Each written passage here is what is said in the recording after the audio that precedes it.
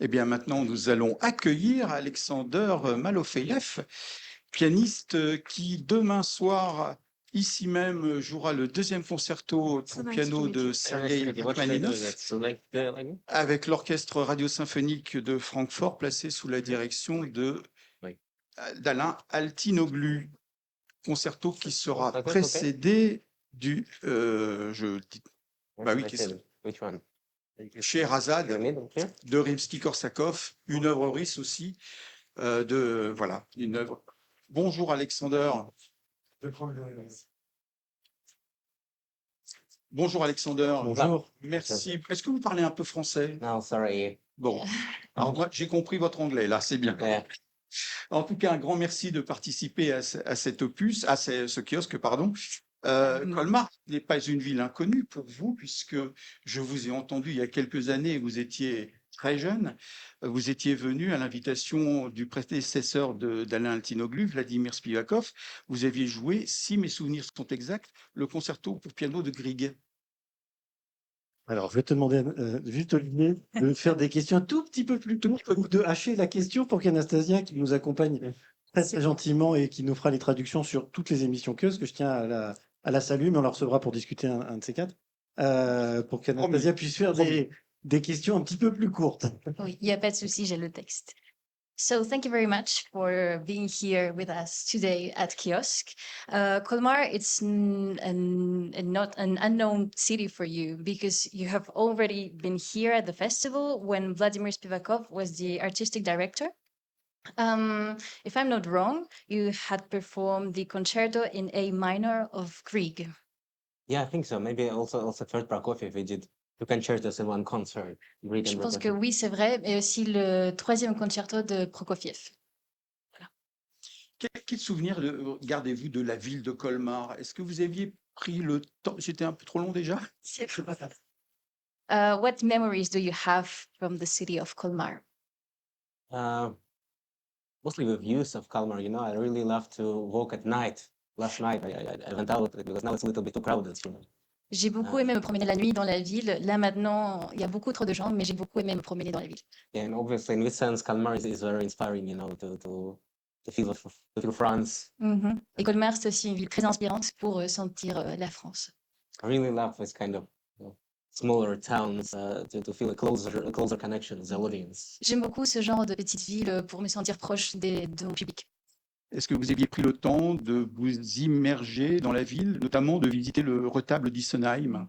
Did you have time to enjoy, to immerse yourself in the city, and especially to visit and to see a very famous altar place called the Altar Place of Isenheim in the Unterlinden Museum? Oh, no, actually, last time I didn't see anything, but maybe today. Oui, la dernière fois, j'ai rien vu, mais peut-être aujourd'hui.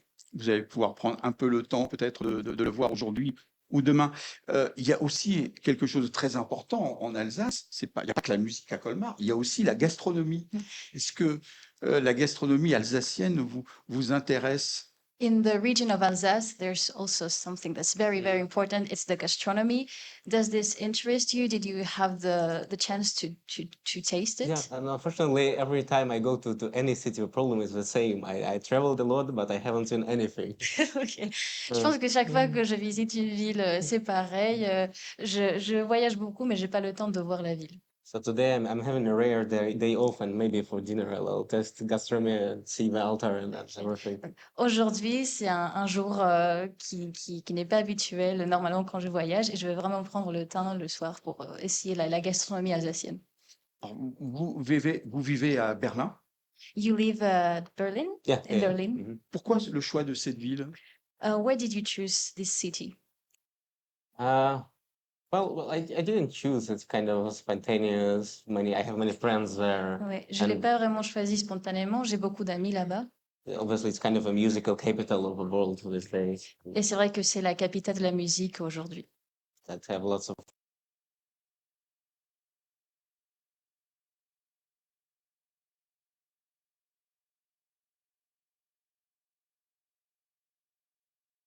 Russian friends there, and somehow we moved all together. J'ai beaucoup d'amis russes qui ont aussi déménagé tous ensemble à Berlin. Yeah, but I don't really spend much time with days in Berlin, a couple of days per month, and I don't feel like I'm very much attached to it. I'm everywhere. C'est vrai que je passe pas beaucoup de temps à Berlin. Je suis pas très attachée à cette ville. Un journaliste du Corriere della Sera a dit de vous que vous étiez le dernier phénomène de l'école russe. Je te laisse traduire, Anastasia. A journalist from the journal Corriere della Sera said about you that you were the last phenomenon of the Russian school. Je rappelle que vous êtes né en 2001. And I'd like to remind our public that you were born in 2001. Qu'est-ce qu'évoque pour vous cette école russe et quels ont été vos modèles? Parmi les grands pianistes russes, on peut citer bien sûr Richter, Gilels, Tatiana Nikolaïeva, mais si on va encore plus loin dans le passé, il y a Sofronitsky, Neuhaus. Qu'est-ce que vous avez tiré de cette école? So what does this Russian musical school bring up to your mind? What does it evoke to you? Who were your idols? He mentioned Richter, Gilels, Tatiana Nikolaeva, and what did they pass and transmit it to you? Somehow talking about Russian piano school, I guess we imagine Soviet piano school and especially the walls of Moscow Conservatory. C'est vrai que quand on parle de l'école musicale russe, on imagine souvent l'école soviétique et on se rappelle de tous ces grands noms de l'école soviétique russe. And somehow walking into this waltz, because I studied there, and you can still feel Rachmaninoff and Scriabin and Tchaikovsky and Taneyev. And Rachmaninoff probably is the first great Russian pianist whose recordings we can listen to. So, alors, quand j'entre dans ce genre d'école, je peux encore entendre Rachmaninoff. C'était what was the other one? Sorry. Rachmaninoff, Scriabin, Tchaikovsky, Taneyev. Yes, I can. Scriabin, Tchaikovsky. Somehow Encore, people who were in a basement of greatness of Tchaikovsky Conservatory. Oui, vraiment la base du conservatoire de Tchaïkovski. Je peux encore les entendre quand j'entre là-bas. Yeah, but talking about other pianists influenced me. Yeah, I guess it's Rachmaninoff a lot. Sofronitsky is like a Russian music god for me, and a boring Flair, Neuhaus, as you mentioned, and yeah, somehow they are so different, but imagining that always people were at the same time in the same building, kind of practicing and teaching, kind of one room apart from each other. It's somehow very inspiring and really moving forward. C'est vrai que d'imaginer que tous ces grands pianistes ont travaillé, ont étudié dans ce genre de conservatoire, c'est très inspirant et c'est quelque chose d'émouvant chaque fois qu'on y entre. Alors, je vais à nouveau citer le journal italien Corriere della Sera. Riccardo Chailly a déclaré, s'agissant de vous, Alexander, « J'ai entendu Malofeev pour la première fois lorsque Valéry Gergiev s'est produit avec lui au théâtre de la Scala. Il n'avait que 14 ans et il m'a stupéfié par son talent, car il ne s'agit pas d'un enfant prodige, il est très jeune, mais possède déjà une profondeur et des capacités techniques, mais aussi musicales et mnémoniques, ce qui en fait un excellent interprète du 3e concerto de Rachmaninoff, qui pose problème à de nombreux pianistes dans le monde. On dit que c'est peut-être l'un des concertos les plus difficiles pour les pianistes. Depuis, vous avez joué sous la direction des plus grands chefs, notamment, je crois, récemment, je crois que c'était avec Michael Tilson Thomas. Comment concevez-vous la relation avec un chef d'orchestre, surtout quand c'est un chef d'orchestre qui a un âge certain et vous qui êtes très jeune? So, always for this journal, Corriere della Sera, Riccardo Chailly said about you. I heard Malofeev for the first time when Valery Gergiev performed with him at the Teatro alla Scala. He was only 14 years old, and I was amazed by his talent because it's not only a child prodigy. Yes, he's very young, but he already has this deepness and this technical and musical abilities and an amazing memory ability, what makes of him an excellent musician for the 3rd concerto of Rachmaninoff, which gives many problems to many pianists in all the world. He said it's maybe one of the most difficult concerts in the world. And so since then, you have played together with many great conductors. Recently, it was maybe Michael Tilson Thomas. And the question is, how do you conceive the interaction, the relationship between the conductor and the soloist, when the conductor is someone who has a certain age and you are a young soloist, let's say? Yeah, somehow I'm very excited always to listen to the ideas of a conductor because, well, the repertoire you can hear on stages is basically very overplayed repertoire. Je suis très content d'entendre toujours les idées des chefs d'orchestre parce que le répertoire qu'on entend dans les salles de concert, pour la plupart, on les entend, on les a déjà beaucoup entendus. And I guess only kind of absorbing the ideas of each other, creating music as a puzzle out of ideas of different musicians, you can. Je pense que on essaie de créer un puzzle pour faire de la musique, donc on essaie d'assembler différentes idées de la part de l'un et de l'autre. Yeah, somehow you can blend it into something new, something different. Et tu peux créer quelque chose de nouveau. Yeah, but in general, there is not much. Like, of course, there are rehearsals, there are concerts where you look at each other, but there is always, a composer we perform kind of in between of us, and it looks like a direct interaction, but it's not quite direct because the conductor usually interacts as an orchestra. I usually interact as a piano, and somehow the music of the piano and music as an orchestra interacts as each other. C'est vrai que pendant la représentation, il n'y a pas vraiment cette interaction parce que le chef d'orchestre, il est avec son orchestre et moi, je joue avec mon piano. Donc, ce qu'il y a au milieu entre nous, c'est le compositeur et on est là pour le compositeur et c'est ça ce qui finalement nous unit au moment du concert. So, at the end, it somehow doesn't matter in general what kind of interaction you have as a conductor. If you go out of stage and understand that it was a very special musically moment, it doesn't really make sense to go deeper into the interaction with the conductor. I mean, it can be different, it can be strict, it can be like very bossy from a conductor, it can be very friendly, but it doesn't matter if the music is great. Finalement, la relation entre le chef et le soliste, c'est pas si important que ça si le moment musical était exceptionnel. Mais je reviens à Michael Tilson Thomas que vous avez rencontré il y a peu. So you recently had met Michael Tilson Thomas, and he wants to. On sait que c'est un chef qui est très, très, très malade. Comment s'est passée cette relation artistique? We know that this conductor is very, very ill. So how did it go? This interaction with this conductor.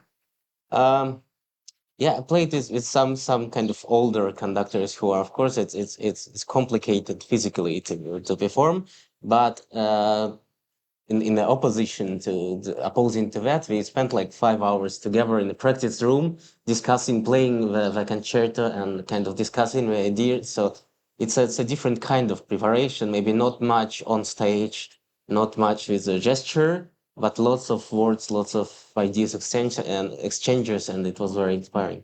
C'est vrai que quand on travaille avec des chefs qui sont un peu plus âgés, physiquement, c'est un peu compliqué. Mais par exemple, avec Michael Tilson Thomas, ils sont passés 5 heures à parler. Il y avait beaucoup d'idées justement sur le concerto. Et donc, c'est comme ça que l'interaction avec le conducteur, le chef d'orchestre peut aussi se dérouler.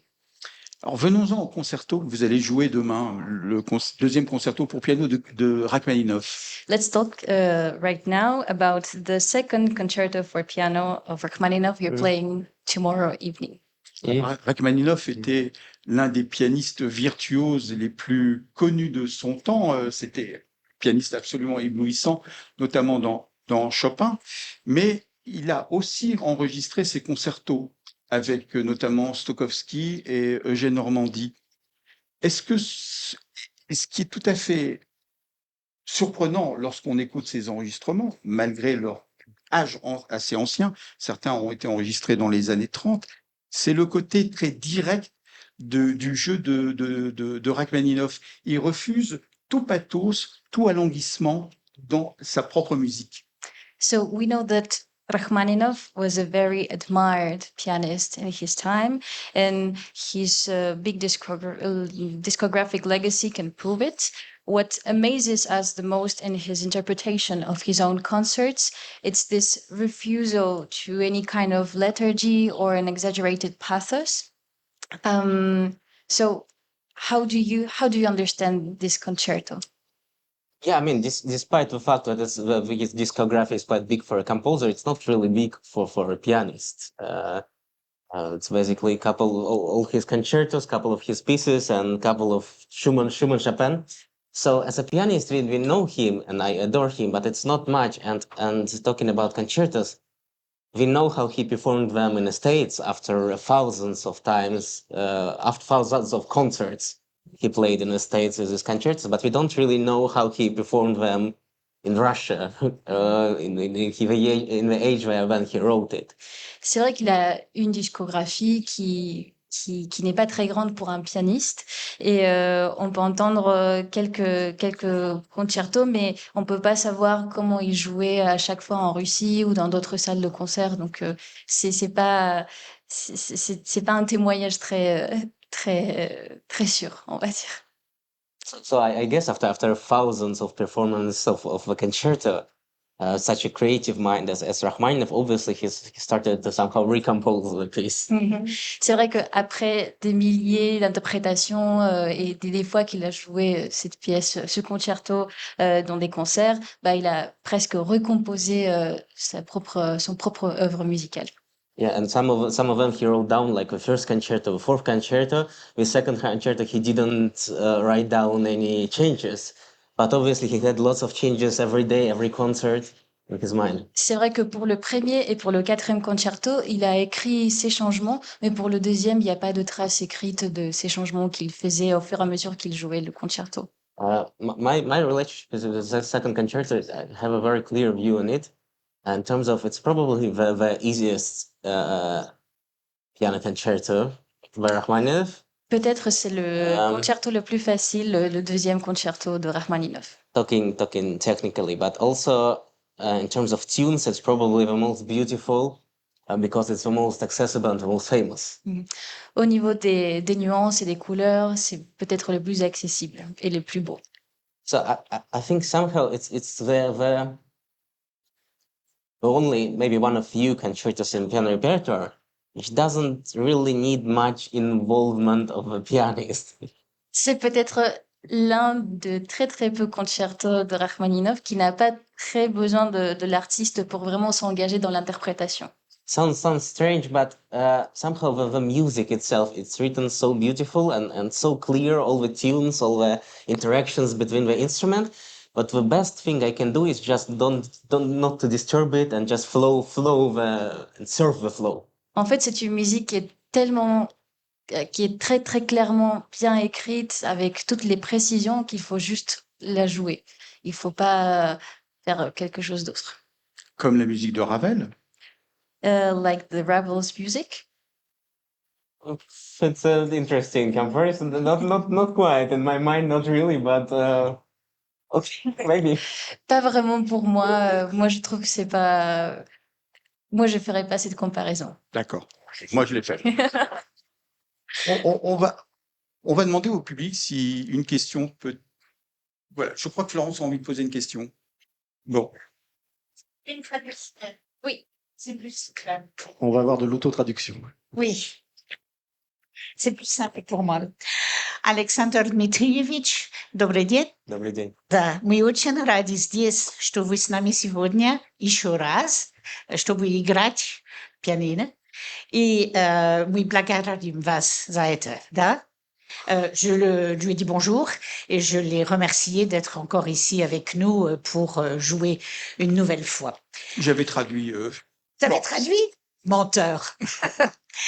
I will go on in English and I'll translate in French if need be. My question is linked to your musical repertoire. I've heard you many times play the second and third concerto of Rachmaninoff and the Rhapsody of Timon Paganini. But I have, to the best of my knowledge, you have never played in public the fourth concerto.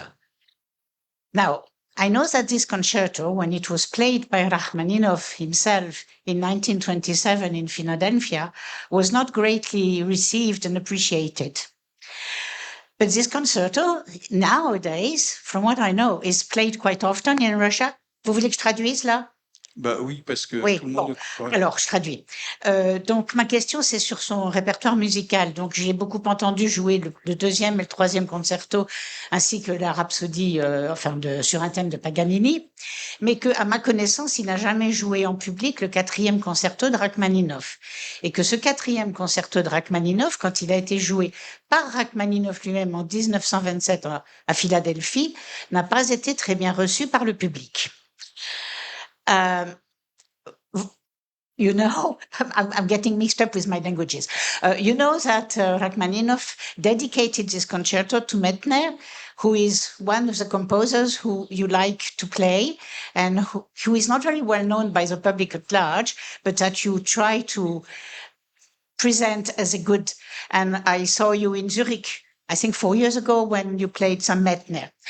Je dis que Rachmaninoff a dédié ce concerto numéro 4 à Mettner, qui n'est pas encore très bien connu du grand public, mais qu'Alexander joue souvent et que je l'ai entendu à Zurich il y a 4 ans jouer Mettner. So, I have a question. Do you intend to study this concerto number 4 and to play it in public? And Yeah. wait, if yes, if no, why? And if no, why? No, yeah. Intent, I have it planned next season, but somehow the issue is very, very simple. It's the same as to the first concerto, but even worse. First, I played a few times, but the problem is the program directors of in some places who are not much willing. You have a choice between second and fourth. There is always a choice Second. in favor to second. Je vais traduire. I'm going to translate. Donc, il dit que oui, lui, ça lui plairait bien de jouer le quatrième concerto, mais que quand il est dans un festival ou quelque chose, et quand il parle du directeur musical, si le directeur musical a le choix entre le 2 et le 4, il demandera toujours le 2. Also, for example, in a setting like here, the summer festival, I guess it's kind of more accessible to people, firstly, and secondly, it doesn't need as much rehearsal because fourth is very, very, very difficult as for ensemble it needs totally different time to rehearse as an orchestra. Il dit que le quatrième concerto est extrêmement difficile à mettre sur pied, en particulier au niveau de l'orchestre et des gens qui doivent jouer. It's kind of the opposite of what I told about the second, that it needs maximum of involvement. The same as Mettner's music, for example, which I adore. Yes, I know. And I would love to play Mettner's concertos, but obviously it would be hard to imagine Mettner concerto in such a setting because we have one short rehearsal and it's just. Il dit aussi qu'il y a un problème de réception par le public parce que c'est quelque chose de difficile à comprendre et qu'il aimerait aussi beaucoup jouer des concertos de Mettner qu'il adore, mais que ce serait le même problème, qu'il a peur de la réception du public pour des choses trop compliquées ou, disons, pas aussi faciles que le deuxième ou le troisième d'ailleurs. Yeah, and yeah, most definitely play the fourth next season, but also the truth is if you ask any person on the street, which concerto they want to hear, it will be the second. Bon, il dit de toute façon, lui, il aimerait beaucoup le jouer bientôt, mais vous demandez à n'importe qui dans la rue et ils vous répondront le 2 ou le 3. Absolument. Voire le premier quand même. Le premier concerto est un concerto assez régulièrement joué. And may I finish my question by, would you consider to play it for the first time here, Colmar? Yeah, sure. I would love to. And it's one of my favorite concertos, and there is Michelangelo recording, which I adore, maybe even more than Rachmaninoff himself. But yeah, it all depends. I mean, I'm up to any projects, and I have lots of weird, unknown concertos planned and in mind, but it's just impossible to do everything in time in one day.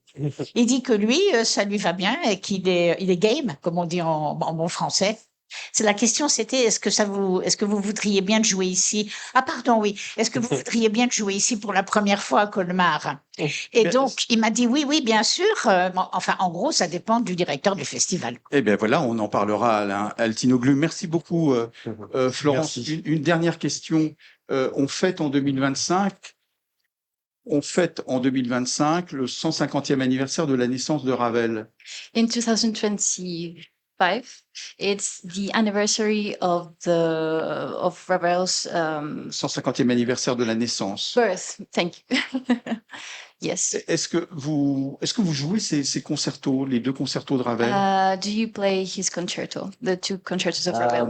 No, not yet actually, for a very simple reason. I didn't have time yet to Pas vraiment, j'ai learn pas it. eu le temps pour l'apprendre.